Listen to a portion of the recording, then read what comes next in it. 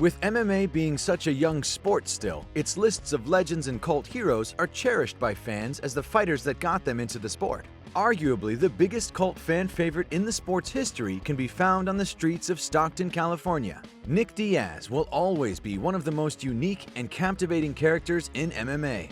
While he doesn't have the resume of some of the all-time greats, he makes up for this by being MMA's original gangster. Promising trash talk, scraps on sight, and a Diaz versus the world attitude, there's no one quite like the elder Diaz brother. This is the story of Nick Diaz. Born on August 2nd in 1983, Nicholas Robert Diaz was involved in sports from a young age, like most fighters. Mostly raised by their mother Melissa, Nick and his younger siblings Nathan and Nina lived in California, where Nick attended Tokay High School in Lodi. He became interested in MMA as most fighters of this era did, when a love of fighting met seeing the success of the Gracie family in the UFC. Though his tough exterior would never reveal a sensitive side, before he made his professional debut in 2001, Nick's girlfriend Stephanie tragically committed suicide, and he would visit her grave regularly with the promise that he would make it as a fighter.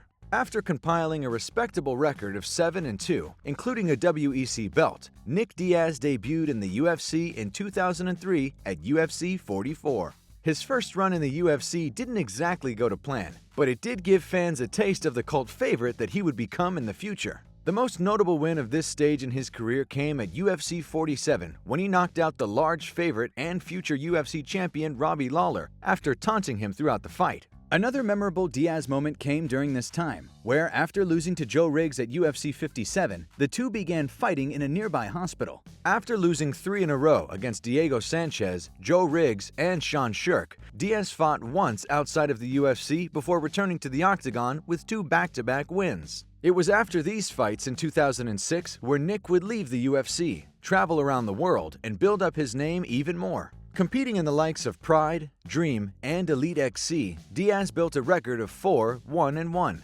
During this run, Diaz also pulled off his iconic Gogo Plata against Japanese sensation Takanori Gomi, though unfortunately, the win was overturned due to a positive marijuana test. When he finally arrived in Strikeforce in 2009, the Diaz army was beginning to build some serious momentum, going on a run that saw him become the inaugural Strikeforce welterweight champion and defend it 3 consecutive times. This period saw Diaz become the icon that he is now. From having one of the greatest one-round fights of all time with Paul Daly, to the infamous Nashville Brawl where Diaz and his team beat down Jason Mayhem Miller in the cage, Nick's Strikeforce career made him the promotion's biggest asset. When Strikeforce started to merge with the UFC, it only made sense that Nick Diaz would return to the UFC octagon. This time with a huge reputation for bringing great fights and drama everywhere he went. Diaz was originally set to face George St-Pierre in a champion vs. champion super fight upon return.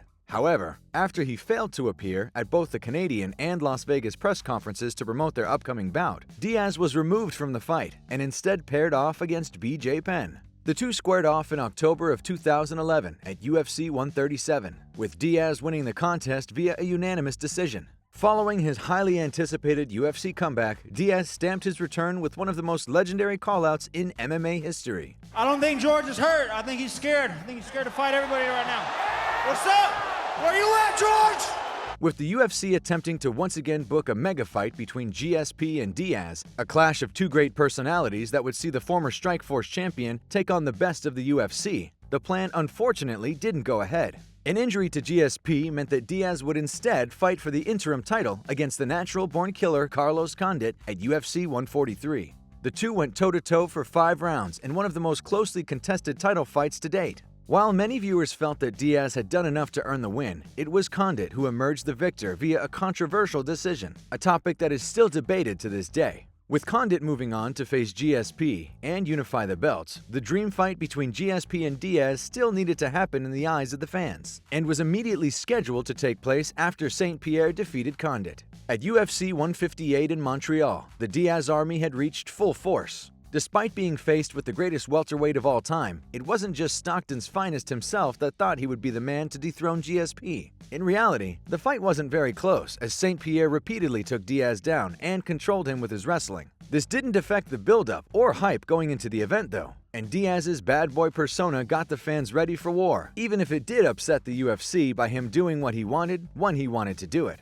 After nearly 2 years outside the octagon, the 209 OG would return to the cage once again in another fight that fans thought they could only dream of. After his devastating leg injury against Chris Weidman that saw him lose his middleweight title, Anderson Silva would welcome Diaz to the middleweight division after he had also been out for 2 years. Though the fight itself was fairly dull for the most part, it did create some legendary moments, with Diaz taunting the Spider in round 1. Though Silva won the decision, the fight was overturned to a no contest after both tested positive for banned substances. While Silva tested positive for drostanolone and androsterone, Diaz tested positive for marijuana and was given a ban of 5 years. However, this was eventually reduced and he's now free of all fines and restrictions. While his last win in pro competition remains the decision win over BJ Penn way back in 2011, Nick Diaz's dream return to the octagon has been a subject of debate every year since his last contest in 2015. After 6 years of inactivity, that dream has finally come true.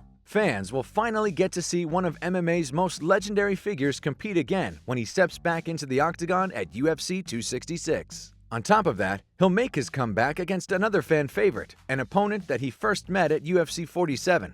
Ruthless Robbie Lawler has carved out a legacy of his own since their first meeting and built his own reputation as guaranteed entertainment. Despite having 2 title fights headlining the card, there's no debating that the main attraction for UFC 266 is the return of Nick Diaz. For longtime fans, they'll get to see a legend of a previous era finally come back. And for new fans, they get the chance to experience something that has been talked about for years and is now finally happening. While the idea of the build-up being plain sailing is hard to imagine, one thing is for certain. The MMA world will get swept up in the moment as all eyes focus on one of the sport's greatest ever personalities. If you thought Nate Diaz was fun to watch in the cage, just wait until you see where he got it from. As always, if you guys enjoyed this video, then please be sure to let me know by leaving a like and subscribing to our channel. Apart from that, thanks so much for watching, and we'll see you on the next one.